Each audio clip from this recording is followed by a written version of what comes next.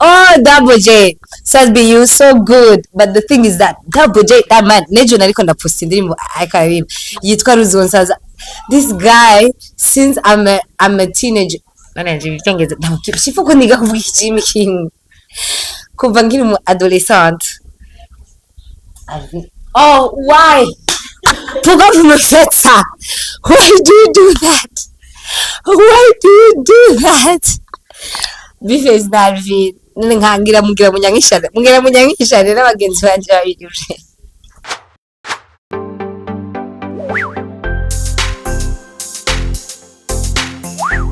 Mwiriwe cyangwa mwaramutse bivanye naho muri nitwa MONNA WALDA Kaneza, amazina abavyeyi banyise n'abantu bakunda kwibaza ngo MONNA WALDA n'akazina nihaye wapi niko nitwa. Hanyuma muzika wanyise Mokenzi, nkaba ndi muri Magic Channel TV. Welcome mwese mugire subscribe na subscribe ni s'abonner, yes, hamwe na thumbs up, donc j'aime, hanyuma mugire na share.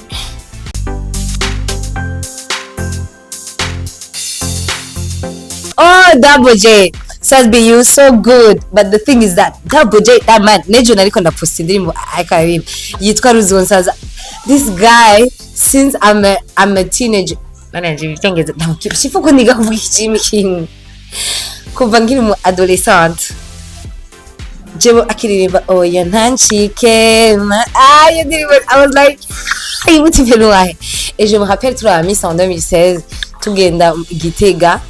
And bari bamutumiye hano nibatswe yarakibahari anye and ariko araririmba, c'était un truc de malade. Je n'umufane wa Double J mbake akaenza kwa n'umufane nachokoza ndayikunda sana, so I'm gonna say Double J. Kandi baririmba kumwe kweki mumbaje abantu basara usamajwi.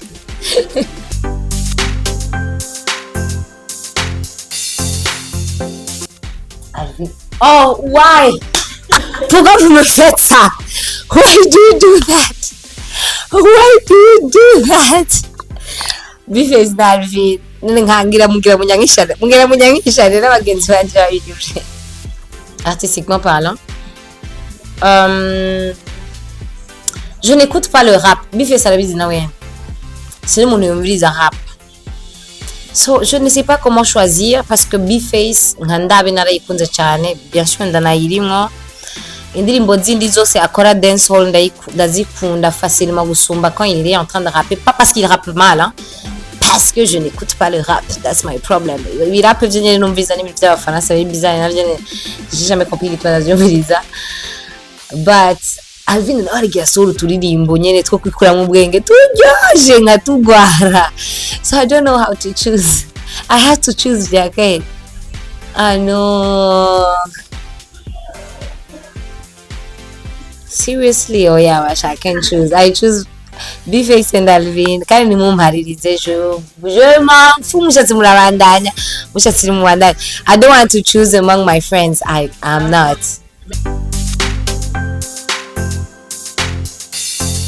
D1 Araflow. Putain, cette chanson elle est. Je pense que je préfère Araflow. Maybe I'll make imanyane na hoen. Mugabo harimo n'uburambe bwo kuba namumenye kuva kera, ça veut dire que usanga naramwakiriye cyane gusumba bien avant yuko benya D1. So c'est normal que je numva bari normal ko ndirimbana ko bwa flow. Elena Gina Kiriko. So ico kintu kiragoye cyane, je sais pas ce que je dois passer parce que j'adore Kiriko sana, but the thing is that Login Mushasha and I'm so crazy about Flair, so sinzi ko ndisipose kuvuga en général on préfère canke muri no mwanya uri présent préfère.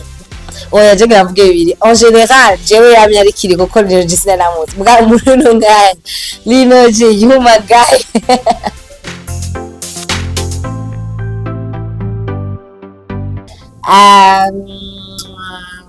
Dramatic, why? Nibaza ko harimo n'akantu kukimenyane ko ari we tumenyeranye de a, so ça veut dire que ndamwumviriza gusumba uwo tutaba tumenyeranye gusumba, j'imagine, mais aussi December I like his songs very much, wanashaka ndariko no kugira actually really more muzeya yiwe indirimbo yiwe but the thing is that personnellement je ne m'identifie pas à son style de musique parce que aririmba neza vraiment ararimba nk'abaririmbyi benshi bo muri Nigeria bafise amahit n'ibiki nawe narafise amahit, it's obvious, mais ugasanga ijya style de musique ndayumviriza mais siyo niyidentifia ko cyane, aho nabibonera n'ukuntu je ndirimba kuratandukanye cyane n'ukuntu aririmba, mais il chante très bien aussi, mais dramatique, let's say.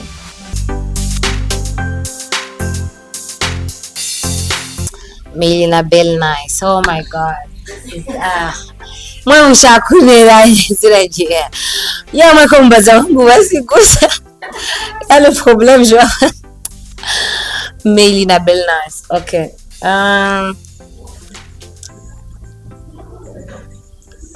Artistiquement parlant,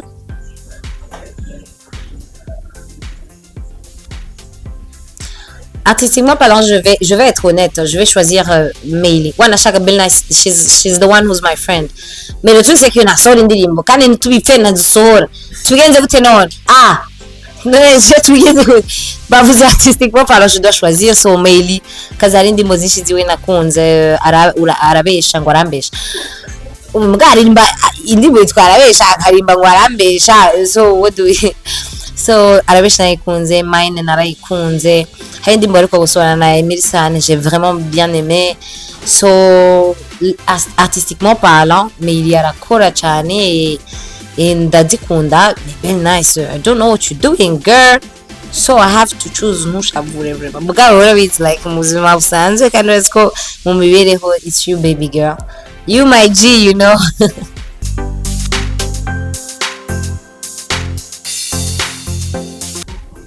Et pourquoi préférer entre Lolino et Big Fizzo, et pourquoi je préfère Big Fizzo? Lolilo il chante aussi très bien, c'est juste que narakuze peut-être mbaye babyita gute influencé par abo twari tubana ou je sais pas quoi bakunda peut-être cyane Big Fizzo bakamuvuza. Actually nkiri muto nabumviriza ari babiri ko arakunda kuririmba na kera, hanyuma en grandissant je me suis plus tournée vers Big Fizzo. C'est pas que Lolilo aririmba nabi canke atabizi arabizi, mais Big Fizzo is my guy, like indirimbo ziwe naraziririmba nkasara mutwe, it's crazy. Yeah.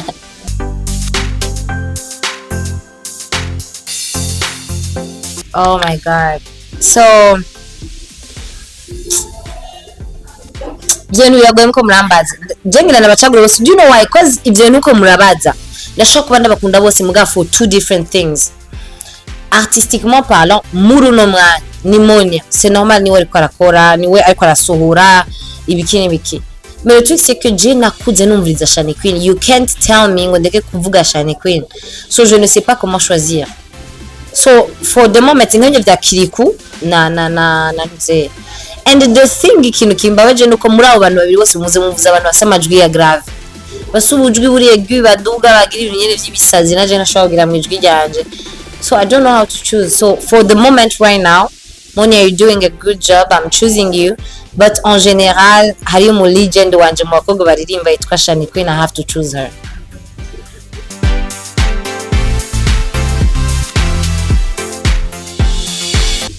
I'm gonna say Double J.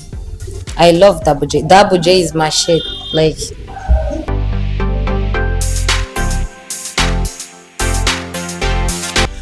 oh, Ndafuha, Kidumu, bien sûr. Ce n'est même pas parce que c'est la chanson qui est la plus bonne, ma collaboration à cause. C'est parce que je suis trop fière de cette collaboration. Like, it's an achievement for me. Like, and then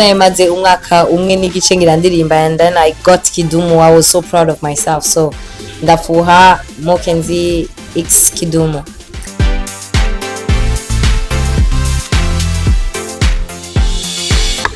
Yo ni nyinshi. Yo ni nyinshi cyane, my god. Apari zo ndimo mu makolab. Hariyo naririmbye ejo nako narimba muri Snap ejo zonsaza ya Double J. Hariho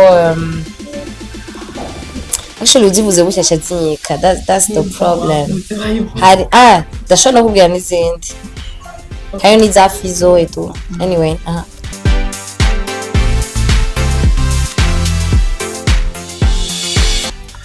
bro ni benshi. ndashobora kuvuga babiri, araflo na dramati. Those men are mu maso ntituvuze tuvuga isura kuko hari abandi usanga bose amafizika asumba mugabo mu maso vraiment bajya bati pari finyore ni beza. Cause you're the only one, uri juru ryanje narongeye ku isi, oh, uri nk'ubumara mu maraso yanje, ndi my medicine, yeah, cause baby you're my fantasy, umukwano gwange kwagalanyo, you stuck in my memory, mukwano gwange, hey, thank you, bye.